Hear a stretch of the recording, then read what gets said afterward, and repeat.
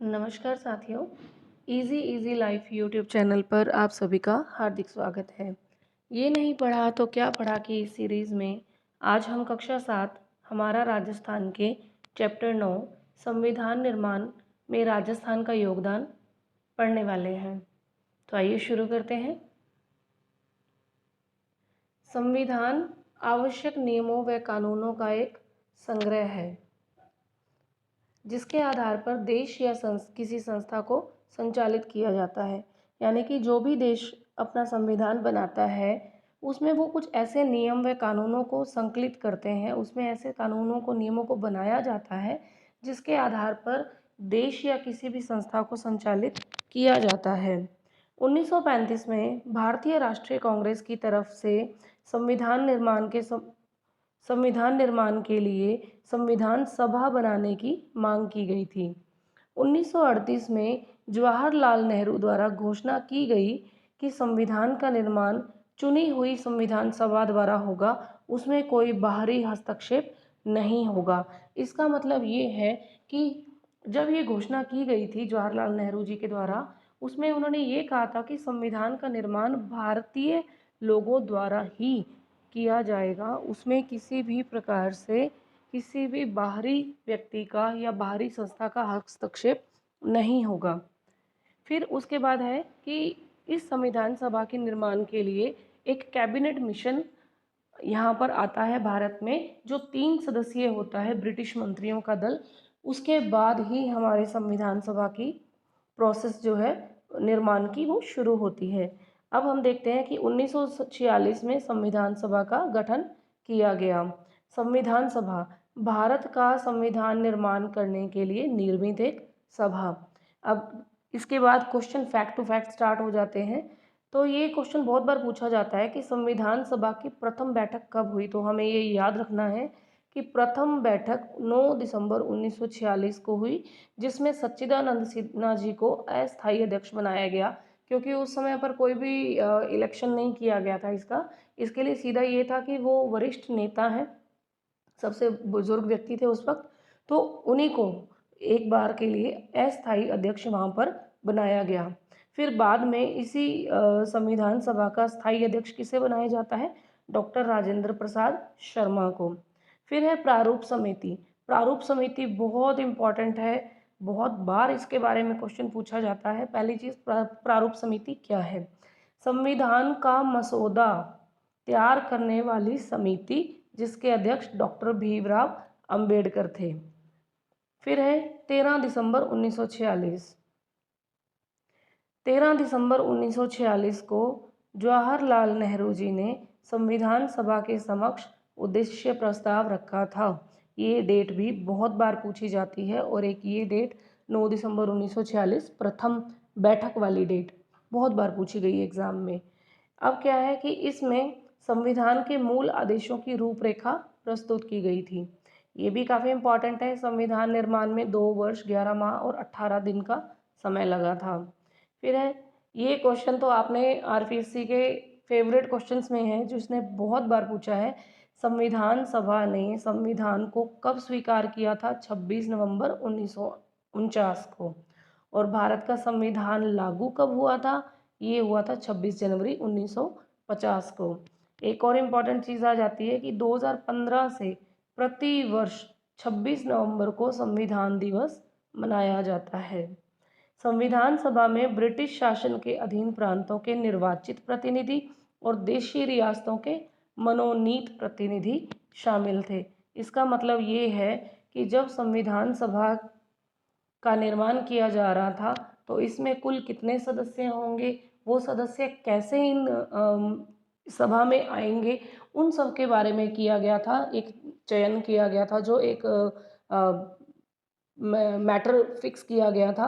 वो ये था कि ब्रिटिश शासन के अधीन प्रांत जो हैं हमारे, उसमें से तो जो प्रतिनिधि आएंगे संविधान सभा के, वो निर्वाचित होंगे। और देशी रियासतों को यानी राजाओं को कहा गया कि आप अपने प्रतिनिधियों को यहाँ पर मनोनीत करके, यानी आप अपनी चॉइस से किसी भी व्यक्ति को संविधान सभा के निर्माण के लिए भेज सकते हैं। तो अब हम देखते हैं संविधान सभा से राजस्थान के कितने सदस्य थे। संविधान सभा में राजस्थान के किन किन सदस्यों को किन किन रियासतों द्वारा भेजा गया था। तो पहले हम इनके नाम देख लेते हैं, फिर बाद में इनके बारे में पढ़ेंगे कि ये लोग कौन थे और इनमें ऐसा क्या था, इन्होंने ऐसा क्या खास किया था जिसकी वजह से ये संविधान निर्माण की सभा में बैठे। सबसे पहले देखते हैं, सबसे पहले हम देखते हैं मुकुट बिहारी लाल भार्गव। ये कौन थे, इनके बारे में हम आगे डिटेल में पढ़ेंगे। ये थे अजमेर मेरवाड़ा, ये जो ब्रिटिश प्रांत के अधीन था, हमारा केंद्र शासित प्रदेश था। मुकुट लाल बिहारी अजमेर मेरवाड़ा से गए। माणिक्य लाल वर्मा ये उदयपुर रियासत द्वारा। जय नारायण व्यास ये जोधपुर द्वारा। बलवंत सिंह मेहता उदयपुर रियासत से। रामचंद्र उपाध्याय अलवर से। दलेल सिंह कोटा से। गोकुल लाल असावा ये शाहपुरा भीलवाड़ा से थे। जसवंत सिंह ये बीकानेर से थे। राज बहादुर जी ये भरतपुर से थे। हीरा लाल शास्त्री जी ये जयपुर से थे। फिर है सरदार सिंह ये खेतड़ी रियासत से थे। और उसके बाद हम देखते हैं कि संविधान सभा के जो सदस्य जो राजस्थान की रियासतों में प्रशासनिक अधिकारी थे, ये थे सर वीटी कृष्णामचारी जयपुर रियासत से। सीएस वेंकटाचारी प्रशासनिक अधिकारी हैं ये जोधपुर से। सरदार केएम पनिक्कर ये बीकानेर रियासत से थे। और सर विजय राघवाचार्य जी ये उदयपुर रियासत से थे। इनके अतिरिक्त राजस्थान मूल के प्रवासी राजस्थानी प्रभु दयाल हिम्मत सिंह ये पश्चिम बंगाल की रियासत से गए थे। फिर जो थे बनारसी दास झुंझुनवाला ये बिहार से गए थे। और ये जो पदमपत सिंघानिया जी हैं ये यूपी राज्य से यूपी प्रांत से संविधान सभा के सदस्य चुने गए थे। यानी कि राजस्थानी व्यक्ति जो भेजे गए हैं संविधान सभा में राजस्थानी रियासतों के द्वारा वो भी, और जो गैर प्रवासी थे, सॉरी, जो मूल प्रवासी तो राजस्थान के थे लेकिन अलग अलग रियासतों में रह रहे थे, वहाँ पे राजस्थानी मूल के व्यक्ति जो संविधान सभा में पहुंचे थे उनके नाम भी हमने देख लिए हैं। प्रभु दयाल हिम्मत सिंह ये पश्चिम बंगाल से। बनारसी दास झुंझुनवाला ये बिहार राज्य से। पदमपत सिंघानिया ये उत्तर प्रदेश से। ये सब संविधान सभा के सदस्य चुने गए थे। एक और चीज़ आती है कि संविधान की मूल प्रति में 22 चित्र हैं। इनका निर्माण नंदलाल बोस ने किया था। और इसमें कृपाल सिंह शेखावत, इनको हम कैसे जानते हैं, ब्लू पॉटरी से। राजस्थान में ब्लू पॉटरी को प्रसिद्ध करने का जो श्रेय है वो कृपाल सिंह शेखावत जी को जाता है, जिन्होंने संविधान की मूल प्रति में भी जो चित्र बनाए गए थे उसमें इन्होंने भी कुछ चित्रकारी की थी। इनका भी प्रमुख योगदान रहा था। मूल प्रति की बात हो रही है यहाँ पे। फिर है राजस्थान से संविधान सभा के सदस्य। अब हम इनके बारे में थोड़ा डिटेल में पढ़ते हैं। आगे बड़ी क्लासेस में और डिटेल में होता जाएगा। 7वीं क्लास के लिहाज से 7वीं क्लास के स्टैंडर्ड को देखते हुए इसमें इतना ही फैक्ट्स है तो हमें उसी हिसाब से पढ़ना चाहिए। तो देखते हैं मुकुट बिहारी लाल भार्गव। इनका जन्म हुआ था 30 जनवरी 1903। हालांकि जन्म वगैरह की डेट तो नहीं पूछी जाती है, हाँ ये जरूर पूछा जाएगा कि ये किस रियासत का प्रतिनिधित्व इन्होंने किया था। तो मुकुट बिहारी लाल जो है इनका जन्म हुआ था उदयपुर में 30 जनवरी 1903 को। ये अजमेर मेरवाड़ा प्रांत का प्रतिनिधित्व इन्होंने किया था। और व्यक्तिगत सत्याग्रह व भारत छोड़ो आंदोलन में भी ये जेल गए थे। फिर है माणिक्य लाल वर्मा। माणिक्य लाल वर्मा 4 दिसंबर 1897 को इनका जन्म होता है और ये बिजोलिया भीलवाड़ा से थे। 1941 में मेवाड़ प्रजामंडल से पहले अधिवेशन की इन्होंने अध्यक्षता की थी। इनका एक गीत है पंछीड़ा, बहुत लोकप्रिय रहा है ये गीत। फिर है 1948 में ये बृहत्तर राजस्थान के प्रधानमंत्री भी बने और 1963 में राजस्थान खादी ग्रामोद्योग बोर्ड के अध्यक्ष भी रहे। और सबसे इम्पोर्टेंट जो हम बार बार बात कर रहे हैं कि संविधान सभा के निर्माण में संविधान सभा में इन्होंने उदयपुर रियासत से राजस्थान का प्रतिनिधित्व किया था। फिर है जय नारायण व्यास।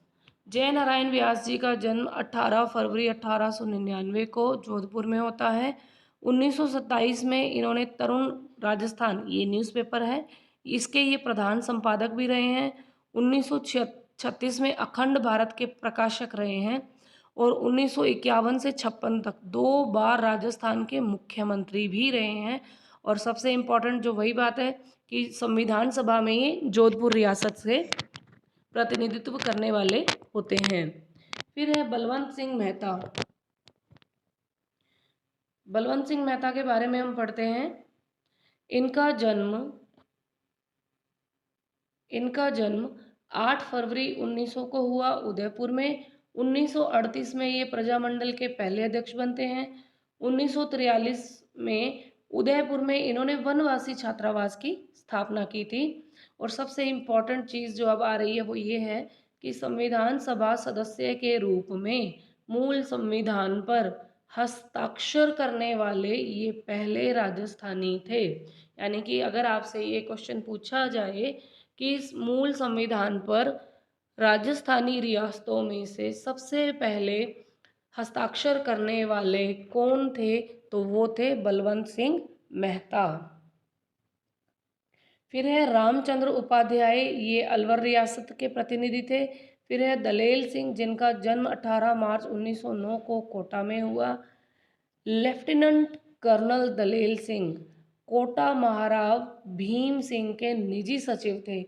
ये कानून के जानकार थे और इन्होंने 1946 से 1950 तक संविधान सभा में कार्य किया और इन्होंने भी संविधान की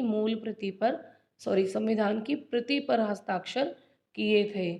फिर है गोकुल लाल असावा। गोकुल लाल असावा शाहपुरा मिडिल स्कूल से इन्होंने पढ़ाई की थी। हार्वर्ड कॉलेज कोटा से इन्होंने अध्यापन भी करवाया था, यानी खुद पढ़ाया भी था यहाँ पर। 1930 से 1932 तक 4 बार जेल गए। शाहपुरा भीलवाड़ा से संविधान सभा के प्रतिनिधि ये बने थे।